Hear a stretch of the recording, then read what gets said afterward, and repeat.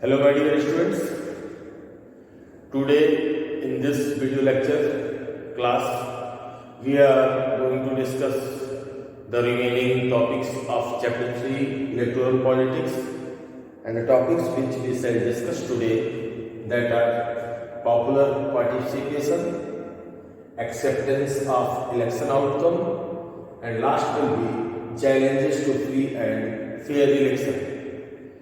My dear students, in the previous video class, I have told you that how the Independent Election Commission of our country, India, ensures free and fair elections.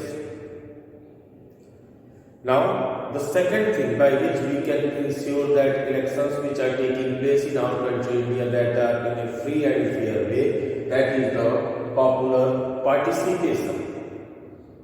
My dear students, comparison to the other countries of the world, in our country India, voters turnout is more. So what is voters turnout? According to the voters turnout, our voter turnout refers to the new voters which are being added every year.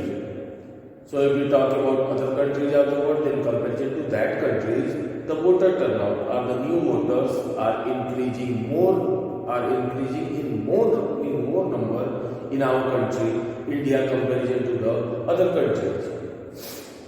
Second thing, in our country, middlemen, poor, comparison to the richer person, take more interest in the elections. If we talk about the other developed countries, then in that developed countries, weaker sections, ordinary people and poor didn't take more interest in the elections. So, and third one, every time in our country, India, it is seen that at the time of the elections, maximum people are involved in the political activities. If we talk about today's scenario in India, then out of 10, approximately 6 people will be involved in any party or will be affected by the principles of any individual party. Now next one is acceptance of election outcome. As we are knowing, in our country, elections which are taking place that are in a free and fair way, but earlier time only I have told you about some malpractices or some up and downs take place. But in spite of all these things, what is the result of the election? That is accepted by the different political parties, and this is the biggest achievement which is achieved by the Election Commission of our country, India. How can we say this, that election outcomes are accepted by the people? We have seen that maximum time the party which is in the power, they lose the elections after a regular interval of time. Besides that, sometimes we have seen that the candidates who have used more money in the elections, they also defeated in the elections. In our country, after every 5 years when general elections took place, more than half or more than 50% of the MPs and the MLAs are new. This proportion is very high comparison to the other countries of the world. Now, candidates who are assured during the election campaign that they are about to win the elections, sometimes they also defeated after the result. So these all things show that elections which are taking place in our country India, that are fully democratic.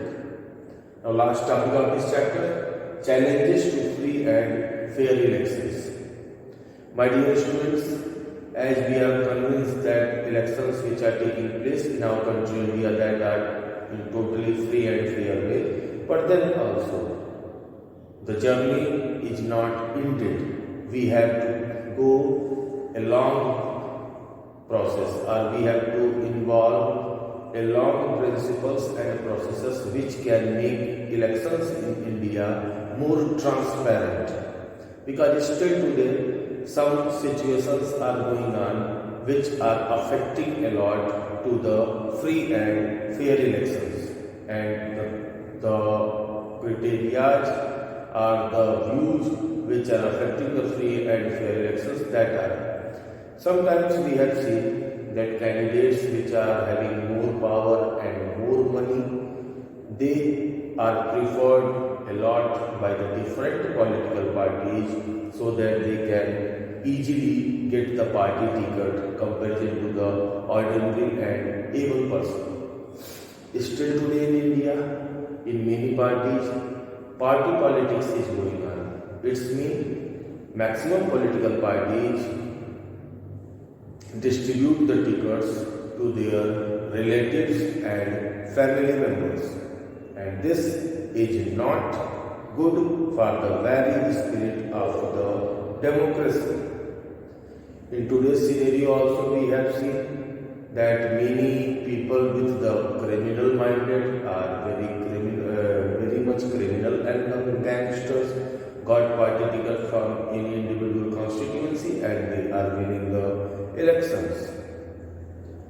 And in some cases we can say that in the elections for the voters very less choices are there, because maximum parties follow the same principles of the work. And as a result of these all things, independent candidates which are not belonging from any individual political party, they have to suffer a lot to contest into the elections. But if we don't talk about such a small